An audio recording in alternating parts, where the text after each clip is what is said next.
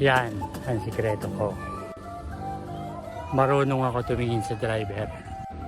Tumitingin ako sa driver kung alerte siya o hindi.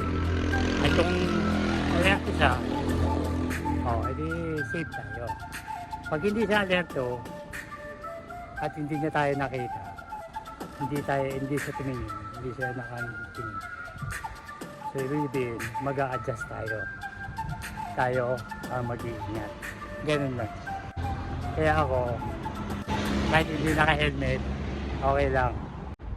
Kasi may mga bagay ako na nakikita na hindi nyo nakikita. Okay. Kaya ako, lingon na lingon. Kapatalyat ko.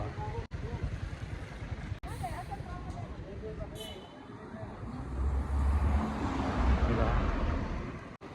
Alam mo.